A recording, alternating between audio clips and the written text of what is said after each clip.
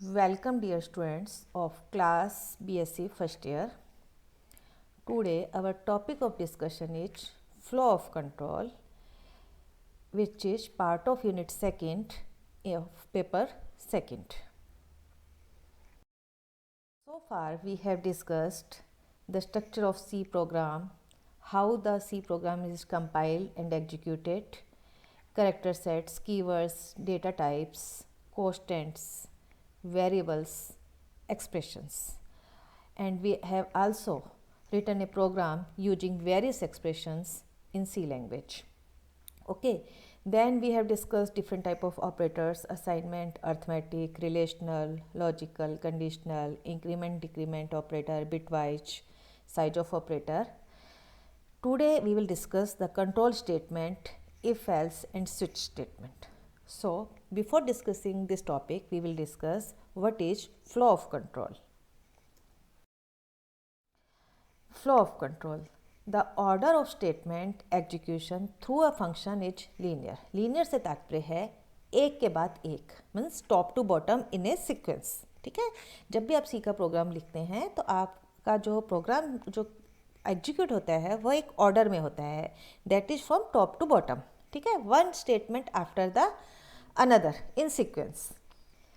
But some programming statement also allow us to decide whether or not to execute a particular statement, और या तो उस statement को execute करना है या नहीं करना है, और execute A statement over and over. एक स्टेटमेंट को कम से कम 50 बार रिपीट करना है या 100 बार रिपीट करना है, मतलब बार बार रिपीट करना है.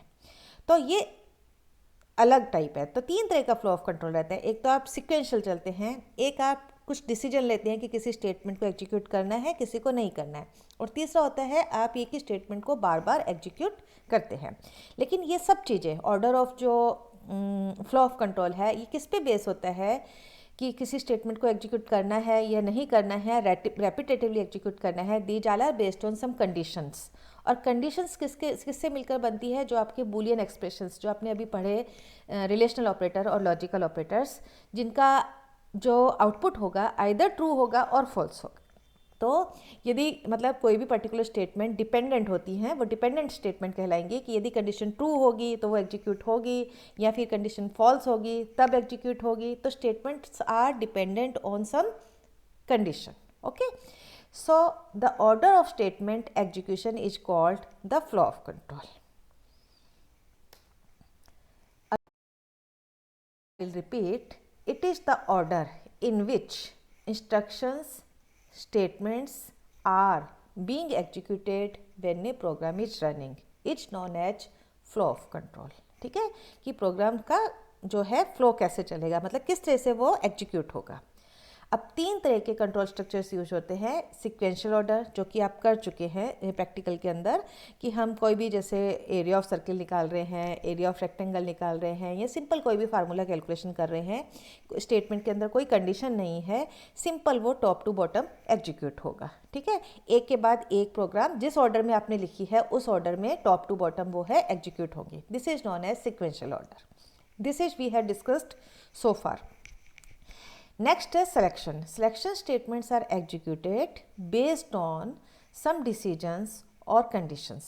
मीन्स वो कंडीशंस पे बेस्ड होंगी. इनको हम डिपेंडेंट स्टेटमेंट भी बोलते हैं, कि वो कंडीशन यदि ट्रू होगी तो इवेल्यूएट होंगी या नहीं होंगी, या फिर कंडीशन फॉल्स होगी तो वो इवेल्यूएट मतलब वो एग्जीक्यूट होगी वो स्टेटमेंट, या फिर वो एग्जीक्यूट नहीं होगी, लाइक दैट. ओके, और थर्ड अगेन लूपिंग. लूपिंग मतलब एक ही स्टेटमेंट को बार बार एग्जीक्यूट करना बेस्ड ऑन सम कंडीशन. यदि कंडीशन ट्रू रहती है तो उसको बार बार एग्जीक्यूट करेगा, और जब कंडीशन फॉल्स हो जाएगी तो उससे बाहर निकल जाएगा. Now this is repetition or looping is part of unit 3rd. We will discuss later on. Today we will discuss only the selections. Sequential order we have done so far.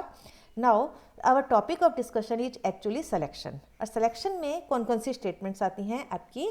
Main तो if else आता है और switch statement होती है. तो हम sequential order का एक प्रोग्राम देख लेते हैं, एक प्रोग्राम सिलेक्शन ऑर्डर का देख लेते हैं. Then we will discuss the ये if else statement and switch statements which are used for the decision making. Okay, now this is a program to find the area of circle. This is the example of sequential order. ठीक है, इस type के जितने भी programme होंगे वो sequential order है. मतलब आपका जो प्रोग्राम का जो एग्जीक्यूशन है, आपने जो प्रोग्राम लिखा है उसका जो एग्जीक्यूशन है वो इस ओपनिंग ब्रैकेट से यहाँ से स्टार्ट होगा और हर लाइन को वो रीड करेगा, कंपाइलर रीड करेगा. सी टर्बो सी कंपाइलर जो है हर लाइन को क्या है, रीड करेगा. So this is float A R, दो वेरिएबल्स डिक्लेयर किए, फ्लोट टाइप. क्लियर स्क्रीन को पढ़ेगा, स्क्रीन क्लियर होगी, फिर आप आर की वैल्यू इनपुट कराएंगे, स्कैनअप होगा, एक इवेल्यूएट होगा according to the formula of area of circle, then print the value of a and we will get this output. Okay, R की वैल्यू जो भी आप इनपुट करेंगे उसके हिसाब से एरिया ऑफ सर्किल इवेल्यूएट हो जाएगा.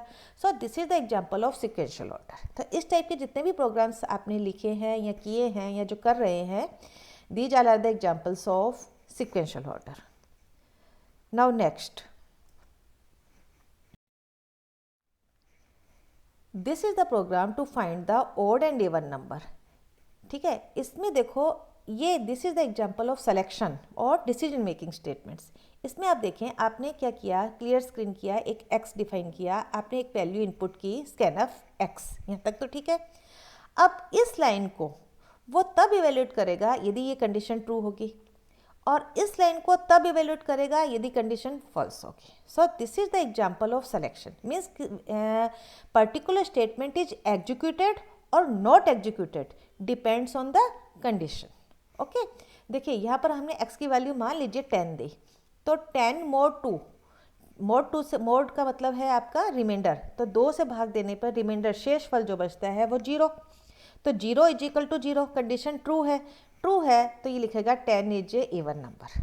अनदर एग्जांपल लेते हैं. मान लीजिए आपने 15 लिया, 15 mod 2, 15 mod 2 मतलब 15 में जब 2 का भाग देंगे तो रिमाइंडर क्या बचेगा 1, और 1 is equal to 0, no. So condition is false. False है then it will print 15 is a odd number. Okay, output is according to this. Enter x is equal to 6 लिया, 6 इज ए इवन नंबर. फिर से आपने enter किया x is equal to 9, 9 is odd number. तो means इस line को execute कर रहा है, कंडीशन ट्रू हो रही है. इस लाइन को एग्जीक्यूट कर रहा है जब ये कंडीशन फॉल्स हो रही है. सो this is the example of selection. Means किसी पर्टिकुलर स्टेटमेंट को एग्जीक्यूट करना है या एग्जीक्यूट नहीं करना है. This depends on the Boolean expression, or we can say condition, or we can say decisions. Okay. अब कंडीशंस जब हम करते हैं तो कंडीशंस किससे मिलकर बनी हो सकती है, ये हम डिस्कस कर चुके हैं. फिर भी मैं आपको वापस से बता रही हूँ कि कंडीशंस या तो रिलेशनल ऑपरेटर से मिलकर बनेंगी या लॉजिकल ऑपरेटर से. ठीक है, तो रिलेशनल ऑपरेटर कौन कौन से हैं? Equal to, not equal to, less than, greater than, less than और इक्वल टू, ग्रेटर देन और इक्वल टू. इसका हमने प्रैक्टिकल किया है. इसमें जब कंडीशन ट्रू होती है तो वो 1 प्रिंट करता है, कंडीशन फॉल्स होती है तो 0, 0 means false. Okay, so there is the difference between equality and assignment operator. ये आपका इक्वलिटी को चेक करता है, डबल इक्वल साइन, और सिंगल इक्वल आपका असाइनमेंट ऑपरेटर होता है. तो ध्यान रखिए, रिलेशनल ऑपरेटर जब भी आप कंडीशन में यूज करेंगे, इफ के अंदर या व्हाइल लूप मतलब लूपिंग के अंदर, तो आप डबल इक्वल यूज करेंगे क्योंकि this is A relational operator. Next है लॉजिकल ऑपरेटर. लॉजिकल में logical not, logical and, logical और. ठीक है, लॉजिकल एंड और लॉजिकल और जो है बाइनरी ऑपरेटर है क्योंकि ये 2 या 2 से अधिक कंडीशंस को जोड़ने का काम करते हैं. लॉजिकल नॉट में यदि एक कंडीशन ट्रू है तो नॉट ए का मतलब फॉल्स होगा, यदि एक कंडीशन फॉल्स है तो नॉट ए का मतलब ट्रू होगा. लॉजिकल एंड और लॉजिकल और, इसमें क्या है, ए एंड बी. यदि ए इज इवेल्यूएटेड ट्रू और B is also evaluated true then overall output is true. ठीक है, और यदि एक भी फॉल्स होगी तो आउटपुट फॉल्स होगा. ठीक है, इस तरह से आपको कंडीशंस का आउटपुट निकालना आना चाहिए, मतलब आपको पता होना चाहिए कि इसका आउटपुट ट्रू आएगा या फॉल्स आएगा, उसी हिसाब से आप प्रोग्रामिंग करेंगे. That's why I am again repeating this topic, logical operator and relational operator. Okay, A और बी में एक भी कंडीशन ट्रू होगी तो आउटपुट क्या होगा, ट्रू होगा. ये आपका लॉजिकल ऑपरेटर जो है, जैसे ए और बी दोनों ट्रू हैं तो ये ट्रू होगा, ये भी ट्रू होगा. ए ट्रू है लेकिन बी फॉल्स है, तो ए एंड बी क्या डबल लॉजिकल ऑपरेटर से फॉल्स हो जाएगा, लेकिन ये ट्रू होगा क्योंकि एक ट्रू है, बी आपकी ए ट्रू है तो ट्रू हो जाएगा। इसमें भी एक ट्रू है तो ट्रू हो जाएगा लेकिन फॉल्स रहेगा। इसमें दोनों फॉल्स हैं तो ए एंड बी भी फॉल्स होगा, ए और बी भी फॉल्स होगा। ये आपको अच्छे से लॉजिकल ऑपरेटर्स क्लियर होने चाहिए।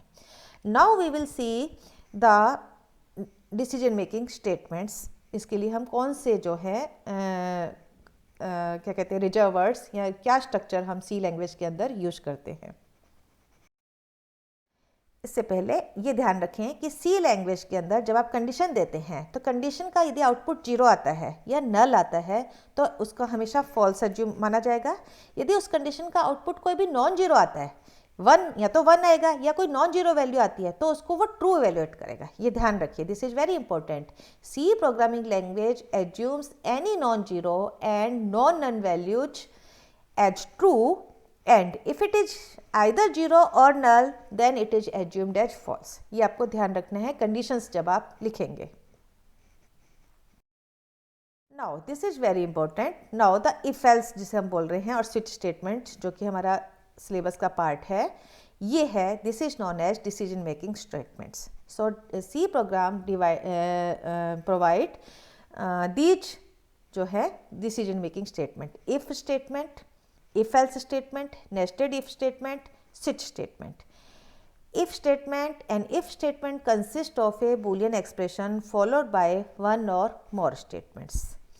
if else statement जो है if भी होगा उसके अंदर और कंडीशन फॉल्स होगी तो भी स्टेटमेंट होगी। नेस्टिंग if else का मतलब है एक if else के अंदर दूसरी if else। switch statement है। तो we will discuss one by one in details about these statements। So only the if statement जो है if else का, उसके जो केवल if else statement के जो variants हैं if statement, if else statement, nesting of if else statement and else if later। ठीक है।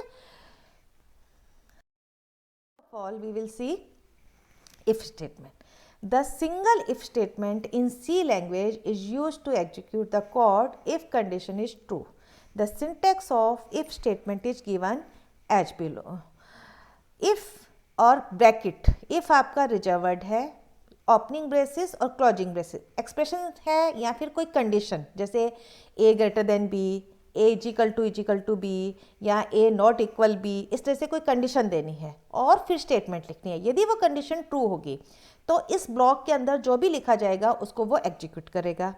यदि कंडीशन फॉल्स होगी तो ब्लॉक के बाहर की एवैल्यूएशन मतलब जितनी भी इसके अंदर स्टेटमेंट्स लिखी हैं उनको सबको स्किप कर जाएगा और सीधा उसके आगे की स्टेटमेंट्स को एग्जीक्यूट करेगा।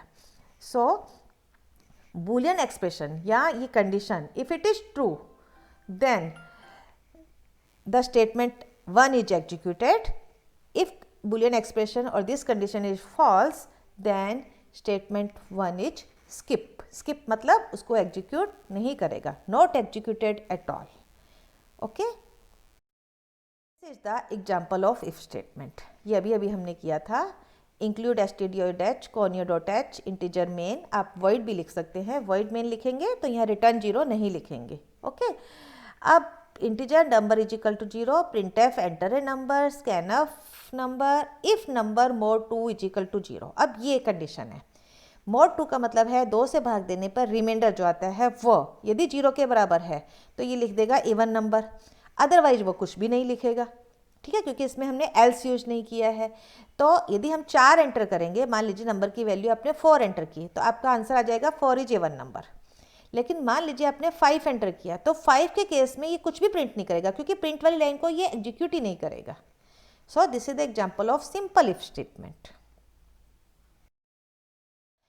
ठीक है, if statement simple if statement का इतना यूज नहीं होता है। Normally if else statement is very very important. The if else statement in C language is use to execute the code if the condition is true और false. ठीक है, इसमें क्या है, इफ द बूलियन एक्सप्रेशन और condition is true then the if block will be executed, that is statement 1 is executed and otherwise, मतलब otherwise से मतलब है कि ये यदि फॉल्स है then else block will be executed. Else block क्या है, दैट इज स्टेटमेंट 2 मतलब स्टेटमेंट 2 ये जस्ट सिंटेक्स है, दिस इज ए सिंटेक्स। आपका एग्जाम में यदि आता है तो ये सिंटेक्स लिख के आप समझाएंगे कि यदि एक्सप्रेशन ट्रू है स्टेटमेंट 1 एग्जीक्यूट होगी, यदि एक्सप्रेशन फॉल्स है देन स्टेटमेंट 2 एग्जीक्यूट होगी। ठीक है, इसमें एक्सप्रेशन 1 ट्रू कब होगा, जब उसकी कोई भी नॉन जीरो आउटपुट आए, मतलब 1 आए आउटपुट या नॉन जीरो आए, that is consider as a true. लेकिन यदि इसका आउटपुट जीरो आएगा, इस ब्रैकेट के अंदर जो भी लिखा हुआ है उसका आउटपुट जीरो आएगा, then it is considered as a false, और उस केस में स्टेटमेंट 2 को एग्जीक्यूट करेगा। Okay, here is the flow chart. This is the flow chart of if else. यहाँ से आपका प्रोग्राम के अंदर एंटर होता है, यह कंडीशन है, यदि कंडीशन ट्रू है then this path will be followed, यदि कंडीशन फॉल्स है then this path will be followed. Okay, true है इफ कोड मतलब स्टेटमेंट 1 एग्जीक्यूटेड, कंडीशन फॉल्स है then else code, else code मतलब statement 2 executed and statement 1 is skipped, and then ये code खत्म होने के बाद में जो भी स्टेटमेंट है वो सिक्वेंशियल ऑर्डर के अंदर एग्जीक्यूट होंगी। ठीक है, here is the example of if else statement. If else में देखिए हमने यहाँ पर ट्रू है कंडीशन तो लिखवाया है इवन नंबर, कंडीशन फॉल्स है तो हमने लिखवाया है ऑड नंबर। ठीक है, तो इवन नंबर 4 इनपुट करेंगे आउटपुट आएगा 4 इज इवन नंबर, 5 इनपुट करेंगे तो आउटपुट आएगा 5 is odd number.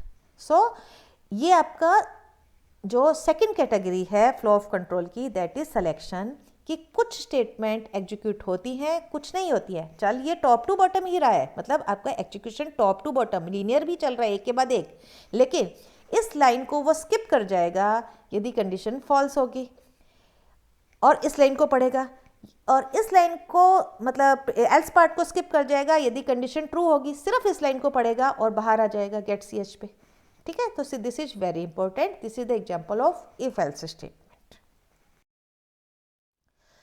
So this is all about for today.